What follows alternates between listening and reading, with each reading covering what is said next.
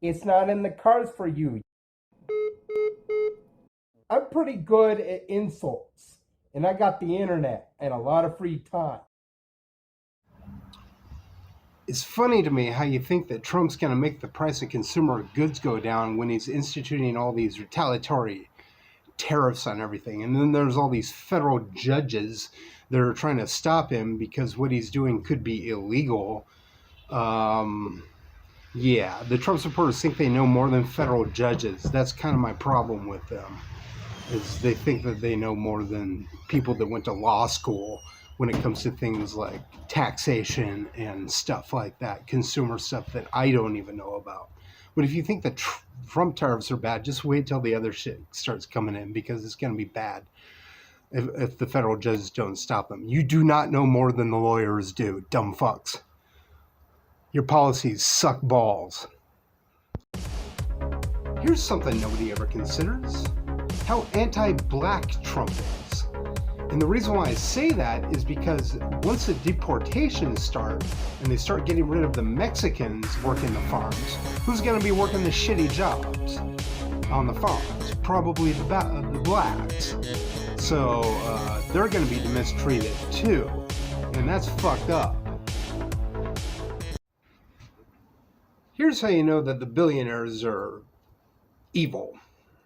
To end hunger in the United States would cost $25 billion a year, right?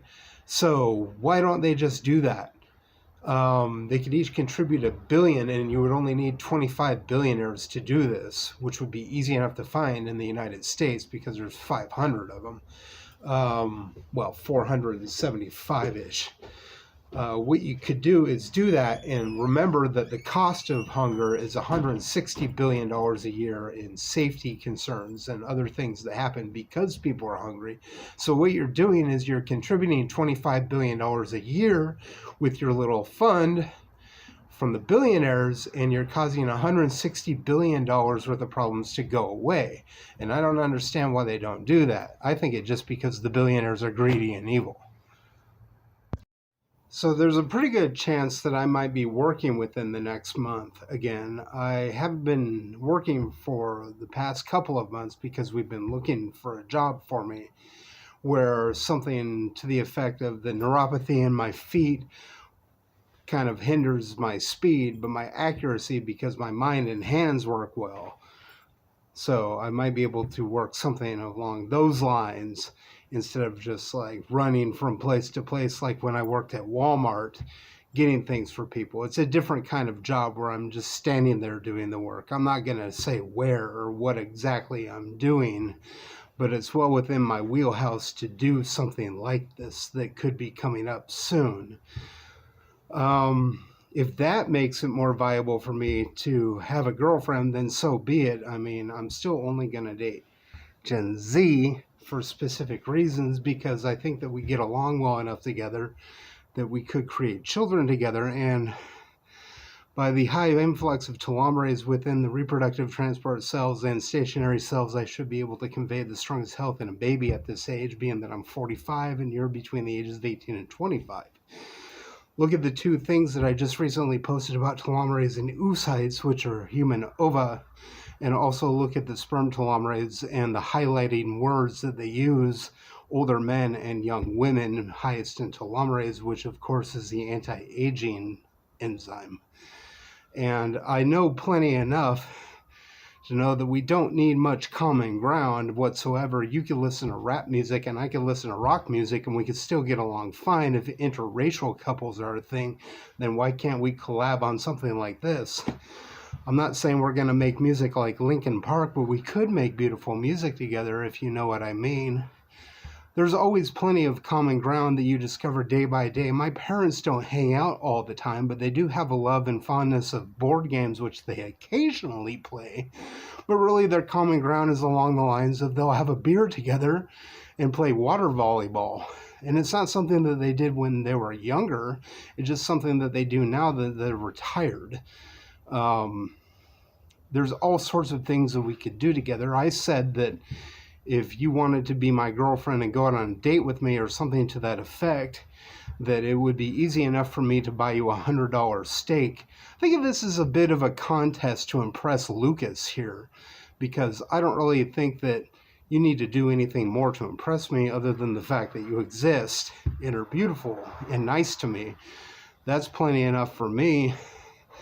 But you need to impress me too and show me what you got. If you want to go out with me, we'd have to do a Zoom chat first, of course, because I'm not going to be catfished by someone or ghosted like I was when I was flown down to Los Angeles about 4 years ago, because they had the wherewithal to buy a ticket and I had the dumb fuckery to believe that they wouldn't just abandon me after paying $250 for the ticket. I don't know, there's evil people in the world and they like to fuck with the poor. So I think that we do have common ground. Maybe you should tell me what our common ground is, so I am the one to buy the steak dinner for us. Of course, there's other things on the menu. I'm just saying that there's a option of us hanging out and doing whatever you want. You know what I mean? Like getting something to eat sometime. You tell me what your favorite food is. Why would I want to go with you? Think of that. What you're eating may be in an intergenerational pattern already, and you may not know it. Think of cows. Cows were domesticated in 8500 BCE, and potatoes were domesticated in 7000 BCE. Cheese making dates back to about 2000 BCE, and salad dressing as we know it, which wasn't olive oil and vinegar, the regular salad dressings that we know today, came about 130 years ago. So really, that's an intergenerational pattern, because each thing came into existence at different times. And you're experiencing an intergenerational pattern every time you eat any kind of meal, because each thing was domesticated at different times. That's intergenerationalism right there. If I dare, did you hear what they call us? Did you hear what they said? My plan was flexible. Don't get stuck anywhere.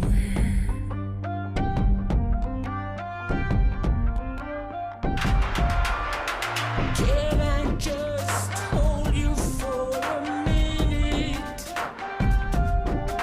Some things just ain't easy to repair. The person who came here was broken. Can you fix it? A little nippy out here. Anyway, the spring-autumn romance likely seems to convey the most health in the baby because the high telomerase points within the oocytes, or you might know them as ova or egg, are at the high point in young women, and also the high point in older men between the late 30s and early to mid 50s would create the strongest babies in terms of health, longevity, intelligence, and empathy, because all those things are about muscles in the brain. Empathy is controlled by the right supramarginal gyrus, which is a part of the brain, so even the brain would be functional higher in terms of empathy and intelligence, and also muscle mass would be better, and also all other organs, including eyes, nose, throat, and mouth. It would be the strongest, healthiest baby of all time because of those factors. Telomerase linkages between the age groups in which they are. It might also convey the strongest and most effective, beautiful sex because we're linked at the reproductive system, and it might be nature's way of making those babies because the sex could be the greatest sex that you could have possibly have between the ages of 18 and 25, with a male between the ages of 36, 7, 8, and 55. And I'm 45, so why not put that out there as well? It might also be the strongest relationship because the whole thing of the spring-autumn romance mirrors plant life, especially flowering plants. Pollinate in the spring, and fall is the point where seeding occurs, and those are the two main parts of the plant when it comes to reproduction: pollen and seed. So it might actually be the strongest romance ever if we give it a shot. And what I'm asking is that you impress me in the comments below if you're Gen Z, if you're between the ages of 18 and 25 and a woman that wants to have kids one day. So just be beautiful and nice to me, and you can impress me very easily. And what I'm going to do is offer you a nice steak dinner out at a nice restaurant. You don't have to get the steak, of course, but what I'm saying is there's a lot of things on the menu that you might like, and steak is one of the things that I would probably order. I might order something different someday, but I really like that steak. It's bomb.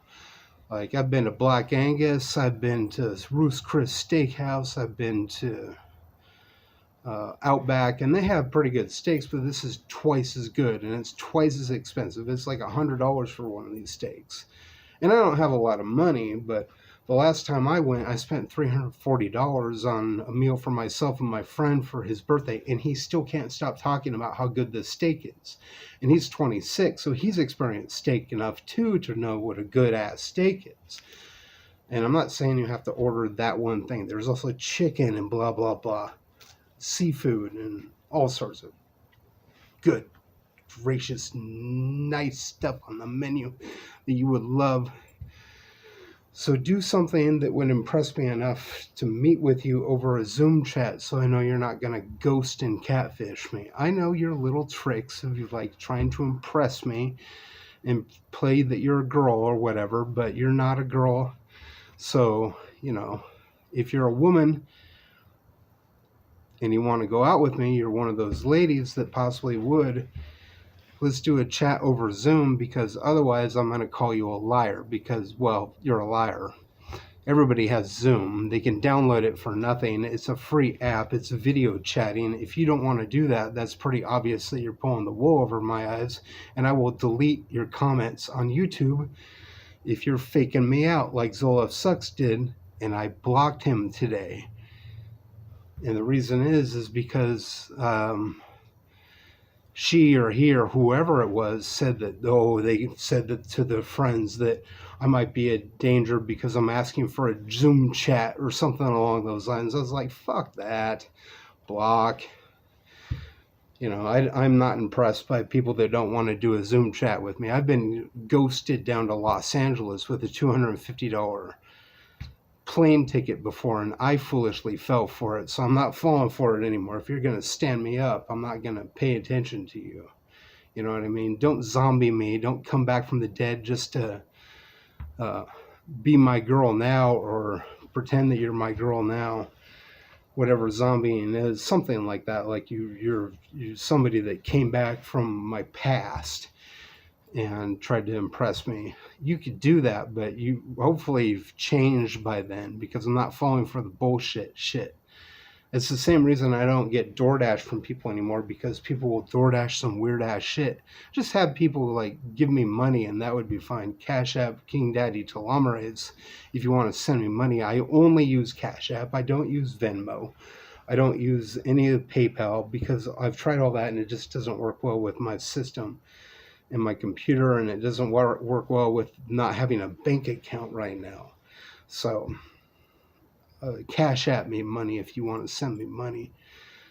You could be that guy or that person that wants to send me like $200 so I can have a decent date with someone, but really it's going to cost, like, if you Venmo me or Cash App me, you Cash App me like $500, that would be cool too. I'm just saying I'll take anything, you know, at this point, any kind of money.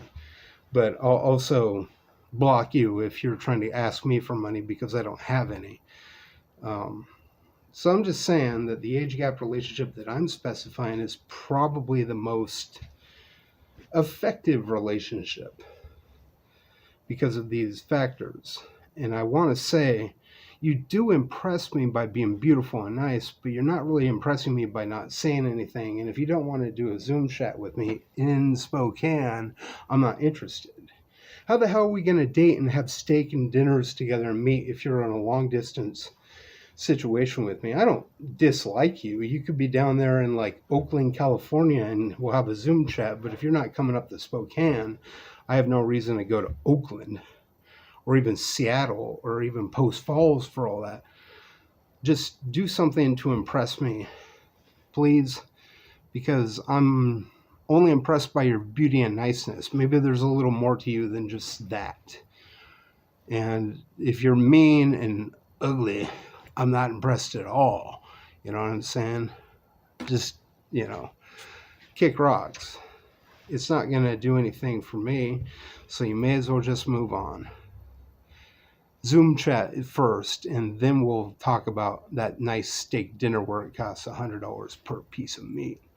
You know what I mean? I'm just throwing that out there because it's like double what you're going to get in terms of deliciousness. And I know plenty of people that would agree with you on this particular restaurant because it's yum, yum, yum, yum, yum, yum, yum, yum, yum. Really good. Really good.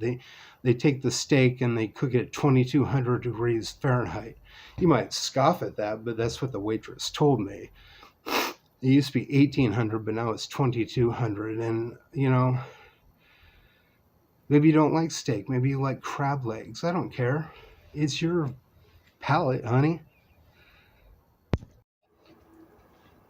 It just occurred to me today that even though I'm an atheist, I probably follow the 10 Commandments better than most religious people do.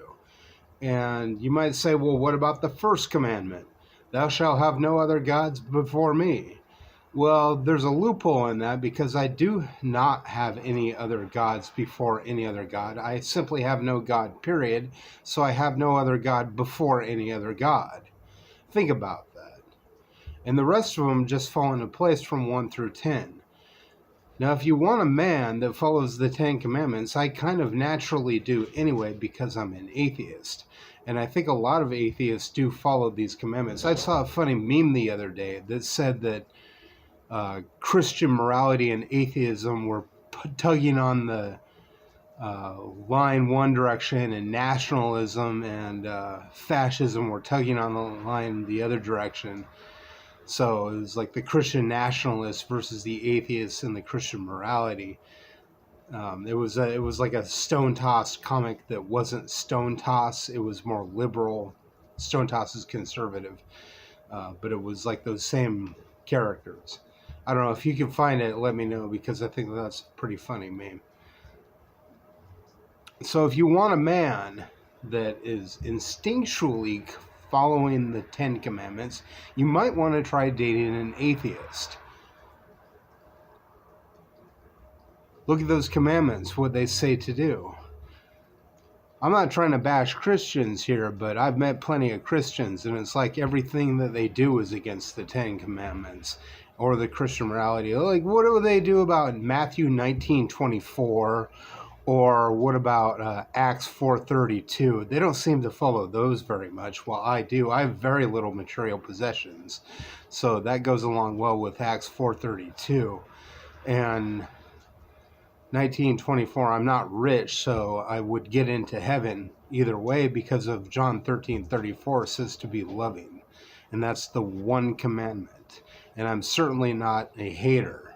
Well, I hate haters, but, that goes without saying. That's just love towards more lovers when you hate the haters.